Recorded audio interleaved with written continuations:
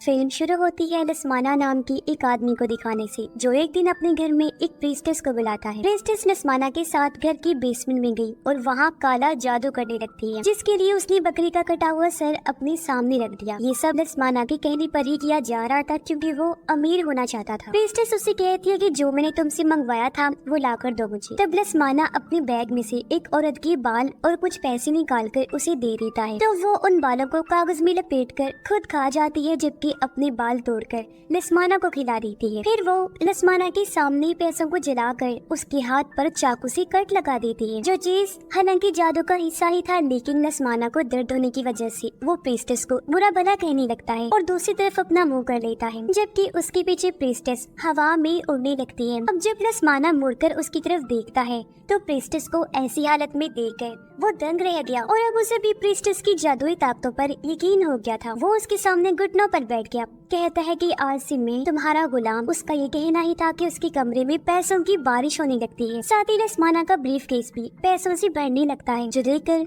उसकी खुशी का कोई ठिकाना ही नहीं रहता। यही नहीं बल्कि जिस बकरी का वो सर था वो भी जिंदा होकर पूरा यहाँ खड़ा हो जाता है। उसे देखने से हम समझ जाते हैं कि ये बकरा दरअसल डेविल है, यानी कि शैतान, जिसको लस्माना ने एक जान दी और बदले में शैतान ने उसे पैसों से माला माल कर दिया। तब प्रीस्टेस भी उसे कहती है कि शैतान ने तुम्हारी कुर्बानी कबूल कर लिया, इसलिए अब तुम घर जाओ, जहाँ भी दौलत शोहरत तुम्हारा इंतजार कर रही है। लस्माना अब जैसे बेसमेंट से बाहर गया, फौरन ही दरवाजा बंद हो जाता है। अब सच में लस्माना को इतनी कामयाबी मिलती है कि वो रातों रात अमीर हो जाता है, लेकिन उसकी वाइफ की मौत हो जाती है। सबको लगता है कि उसकी वाइफ ने खुद अपनी जान ली, पर असल बात तो ये थी कि लस्माना ने अपनी वाइफ के ही बाल देकर उसकी कुर्बानी दी थी, जिससे उसकी वाइफ तो मारी गई पर वो अमीर हो गया। अब लस्माना की दो बेटियां भी थीं। बड़ी बेटी का नाम आल्फी था। अपनी वाइफ की मौत के बाद लस्माना एक एक्ट्रेस से शादी कर लेता है, जिसके पहले से 3 बच्चे थे, 2 बेटियां और एक बेटा। उसकी बड़ी बेटी का नाम माया होता है, लेकिन फिर टाइम के साथ साथ अचानक कुछ ऐसा हुआ कि लस्माना को बिजनेस में नुकसान होने लगता है। उसके हालात इतने खराब हो गई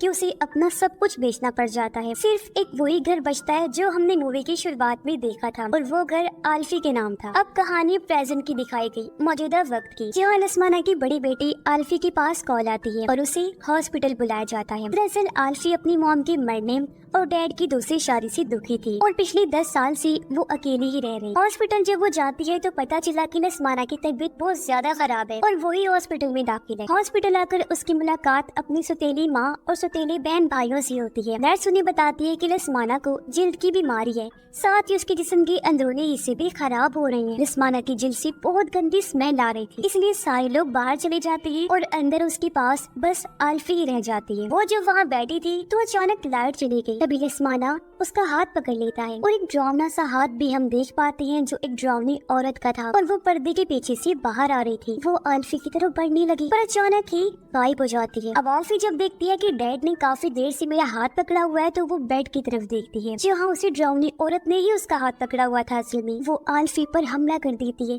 जिससे वो काफी घबरा जाती है, पर अचानक ही लाइट आ गई और सब नॉर्मल हो जाता है। अब अचानक लस्माना बेड से उठकर आल्फी को पकड़ लेता है। वो कंट्रोल से बाहर हो गया था। अब शोर सुनकर बाकी सब भी अंदर आ गए और लस्माना अपनी दूसरी बेटी के ऊपर गिर गया, यानी माया की बहन के ऊपर, और उसके मुंह से जो खून निकल रहा था वो सारा माया की बहन पर गिर जाता है। पर आल्फी इस सारी वाकये से काफी खौफजदा हो जाती है। कुछ देर बाद आल्फी की सौतेली मॉम उसके पास आकर कहती है कि हमें उस घर में जाना है जो तुम्हारे नाम है, क्योंकि वो जायदाद हम बेचना चाहते हैं। अब यहाँ हम जान पाते हैं कि आल्फी अपने सपनों में अक्सर अपनी माँ को मरता हुआ देखती है बार बार, यानी वो उनकी मौत के सदमे से बाहर नहीं आ पा रही।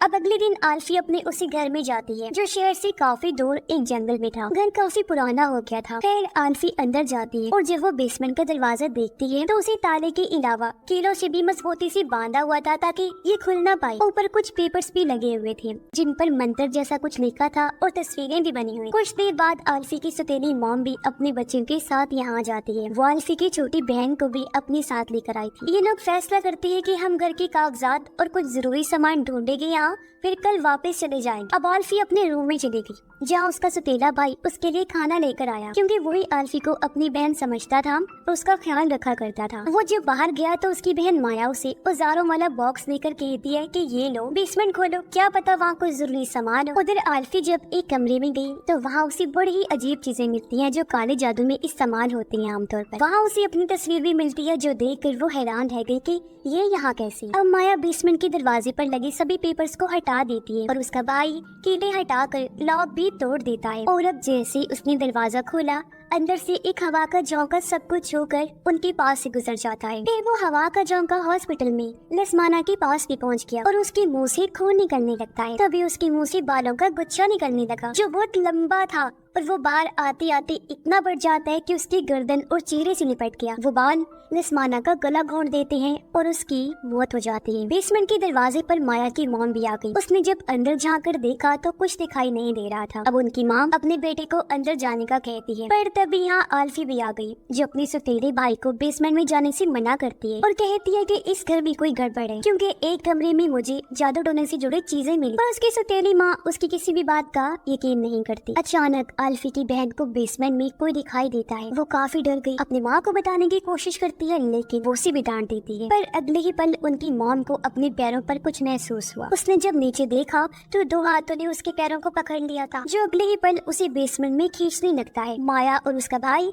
अपनी माँ को पकड़ लेती है। वो उसे बाहर निकालने की कोशिश करने लगी, पर वो जो भी चीज थी जो बेसमेंट में थी उसकी माँ को खींचकर अंदर ले जाती है। और अब वहाँ अंधेरे में से डरावनी आवाजें आने लगती हैं। सब बच्चे काफी घबरा गए। माया अपनी माँ को आवाज लगाती है, जो एकदम से उसकी माँ उछलकर बाहर आई। वो माया पर हमला करके उसे पकड़ लेती है। उसकी माँ की हालत काफी खराब हो गई थी, क्योंकि उसे किसी बुरी ताकत ने पोजेस्ड कर लिया था और वो पूरी तरह उसके कंट्रोल में आ गई थी। वो माया की बाजू पर काट लेती है। उसे बचाने के लिए आल्फी उसके सर पर हथौड़े से वार करती है, जिससे वो वहीं गिरकर बेहोश। कुछ देर बाद माया की मॉम को फिर से होश आ गया और वो अपने सर से हथौड़ा निकालती है, लेकिन वो अभी भी पोजेस्ड थी। वो अजीब तरह से दरवाजे के ऊपर चढ़ती हुई दीवार पर चढ़ के बैठ गई और डरावनी आवाज में कहती है कि खुशहाली की कीमत जान देकर चुकानी पड़ती है। जिसके बाद वो खिड़की का कांच तोड़कर जंगलों की तरफ भाग जाती है। माया का भाई बेसमेंट का दरवाजा बंद करके आगे भारी सामान रख देता है, जबकि आल्फी माया की बाजू की पट्टी करती है। आल्फी की बहन ने अपने हाथ में एक अजीब सी काली डॉल पकड़ी हुई थी। वो आल्फी को बताती है कि ये मुझे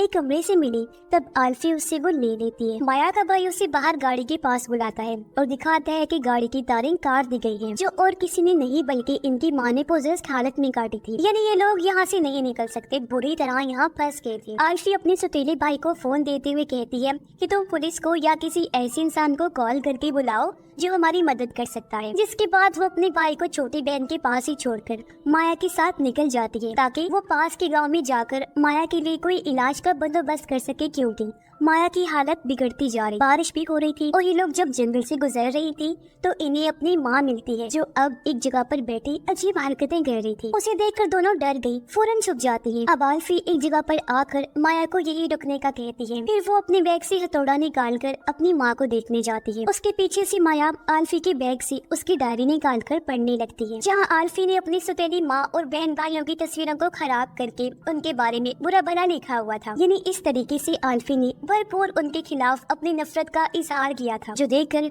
माया को काफी बुरा लगता है। इसलिए कुछ देर बाद जब आल्फी वहाँ आई तो माया गुस्से में उसे कहती है कि दूर रहो मुझसे, समझी, मैं ही पागल थी जो कुछ देर पहले तुम्हें अपना हमदर्द समझ रही थी, जबकि तुम क्या करती रही हो हमारे पीठ पीछे, हमारे खिलाफ नफरत का भरपूर इजहार। मैंने सब देख लिया है तुम्हारी डायरी में।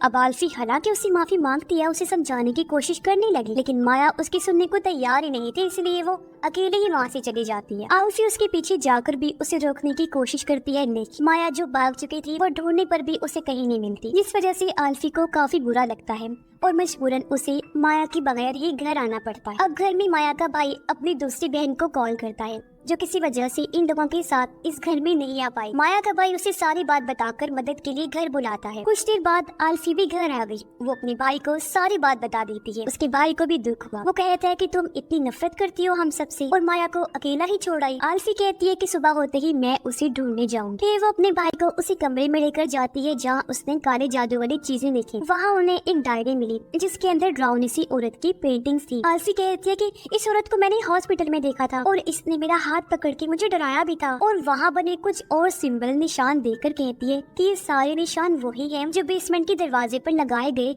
उन कागज पर थे। हो सकता है कि ये निशान सिंबल बेसमेंट के अंदर किसी ड्राउनिंग चीज को बाहर आने से रोकने के लिए लगाए गए हो। अभी किताब को पढ़ने से इन्हें पता चला कि जितनी भी ड्राउनी औरतें इन्होंने देखी वो सारी असल में डार्क प्रीस्टेस है, यानी बुरी ताकतें रखने वाली, काला जादू करने वाली बुरी प्रीस्टेस, क्योंकि ये शैतान को अपना गॉड समझकर उसकी पूजा करती है और जो ताकतें इनके पास होती हैं वो भी इन्हें डेविल शैतान दिया करता है। अब आगे कुछ चीजें देखकर इन्हें समझ लग जाती है कि ये सब हमारे बाप लसमाना ने करवाया है ताकि वो दौलतमंद हो सके। जंगल में माया जब आगे बढ़ रही थी तो उसे अपनी माँ बहुत ही बुरी हालत में मिलती है। उसकी जुबान बाहर आ चुकी थी जो अचानक माया पर हमला कर देती है। जब अपने बचाव में माया उसे मार डालती है। आल्फी की बहन जब सो रही थी तो उसे पीछे पड़ी अलमारी से अपनी माँ की आवाज आती है जो उसे पुकार रही थी। बच्ची डर के उठ जाती है। वो जब अलमारी को चेक करने गई तो वहाँ कोई भी नहीं था। वो फिर से आकर बेड पर लेट जाती है, लेकिन तभी हम उसके पीछे उसी ड्राउनी औरत यानी प्रीस्टेस को देखते हैं जहाँ अचानक बच्ची का बेड जोरों से हिलकर उछलने लगता है और वही ड्राउनी आवाज उसे कहती है कि तुम मेरी बेटी हो। पर इस पर बच्ची कहती है कि नहीं नहीं, तुम मेरी माँ नहीं हो सकती। अचानक ही सब नॉर्मल हो गया।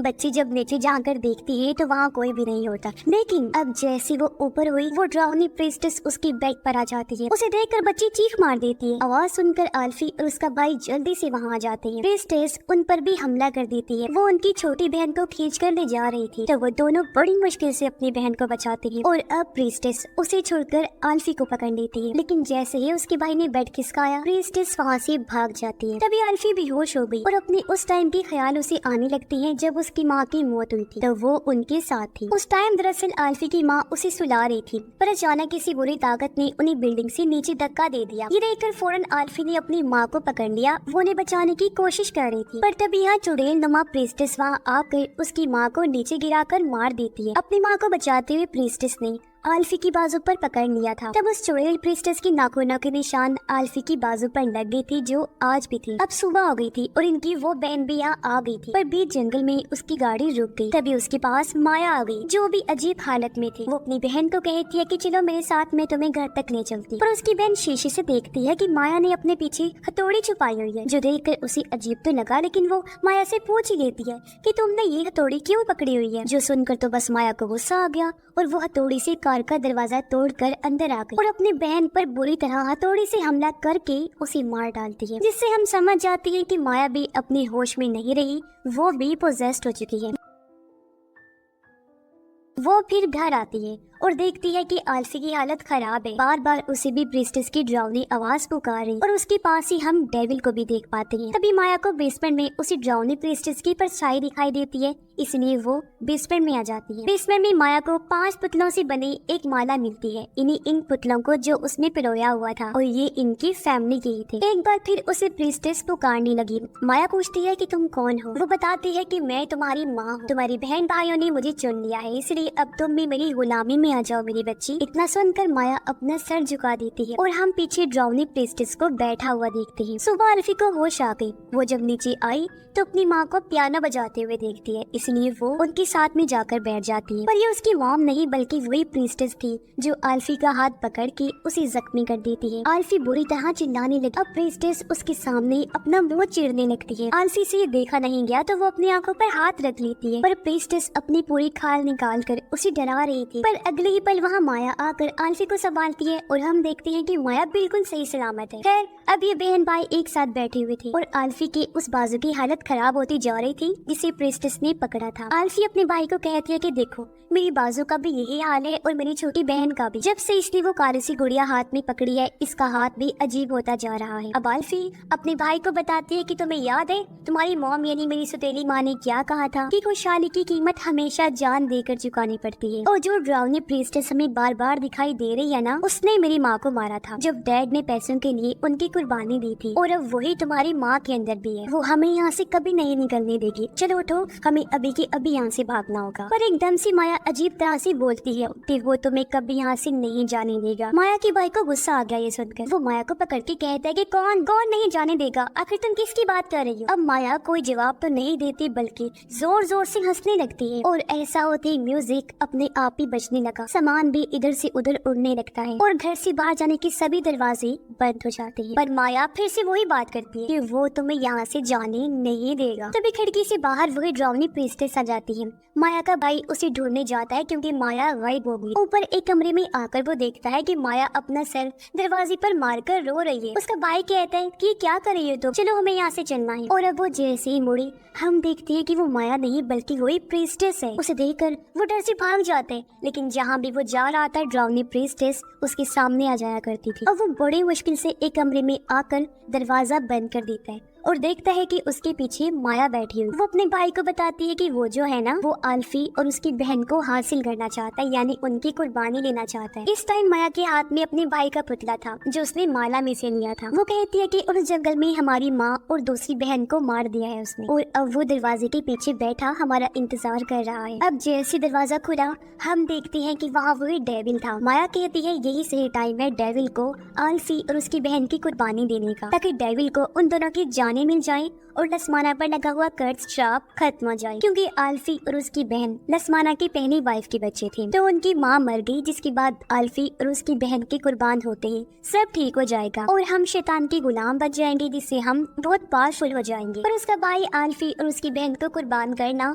और शैतान की गुलामी करना नहीं चाहता था, जिसके लिए वो साफ साफ मना कर देता है, जिस वजह से उसे गुस्सा आ गया। अब माया के हाथ में अपने भाई का पुतला तो था ही, जिसका वो हाथ तोड़ देती है।